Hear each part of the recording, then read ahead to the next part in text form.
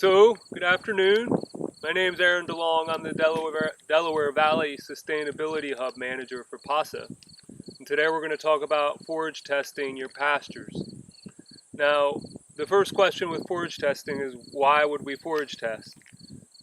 I guess forage testing can be one tool a pasture manager can use to understand exactly what their cows are eating and what the pastures are giving the animals.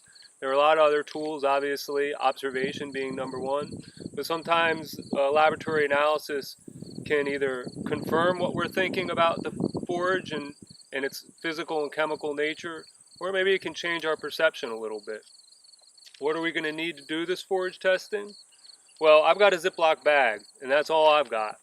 But if you're well prepared, you could figure out which lab you're going to use to do your forage analysis, contact them beforehand, and most of them will send you a kit.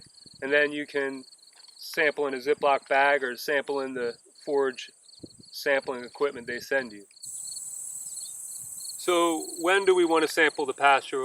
We want to sample the pasture right before the animals graze it, so we know what they're eating. And how do we want to sample? Well, there are two aspects to how we want to sample. One is we want to try to sample the whole pasture, so we have an idea of all the forage in the pasture and not just one spot. And the second is that we want to sample what the cows are eating.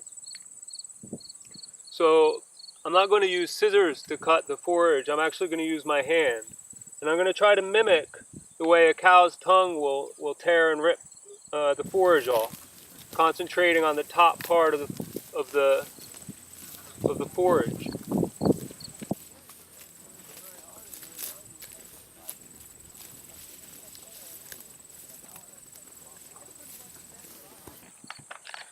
And that's all I'm going to take from there. And then I'm going to take 3 paces. I'm going to run a straight line across this pasture. I'm going to take 3 paces. I'm going to take another handful. And I'm going to do that all the way across. And then I'm going to crisscross the other way. And I'm going to fill this bag up. The idea is just to try to get as good a picture as everything here as possible. You might not sample from a really unusual location. That might be like a real dense cluster of thistle that's not representative. But if you do, that's fine. The main idea is to be random.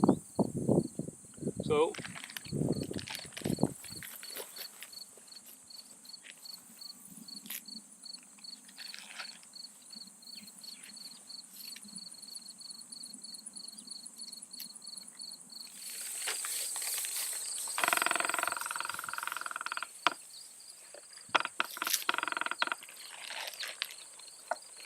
you can see that the quality of the forage, or maybe you can't see it, but I can see it, is changing a lot as I move across the pasture. This is another reason, this is the reason why we want to randomize a sample over the whole pasture.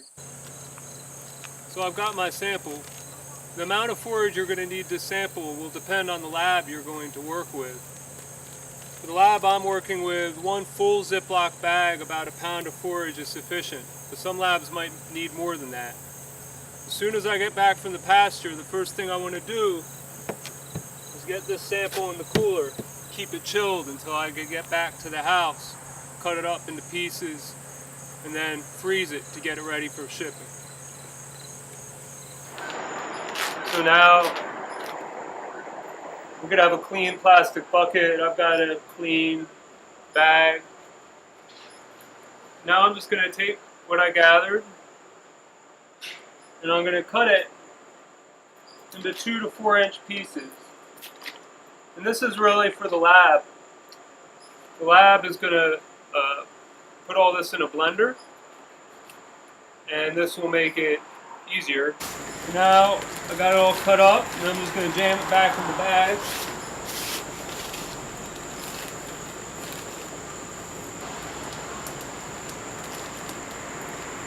Seal it. So I'm going to freeze the sample overnight, and then I'll ship it out first thing tomorrow morning. Again, most labs that you work with, if you send out for a forage sampling pack, they'll send you shipping labels with that package. It's good to do the sampling early in the week, Monday or Tuesday, so that you can ship it out, the lab can receive the sample and process it before the next weekend rolls around. The quicker we get the material, the forage, from the pasture to the lab and through analysis, the more accurate that analysis is going to be and the more useful it's going to be for us as a tool. That's it.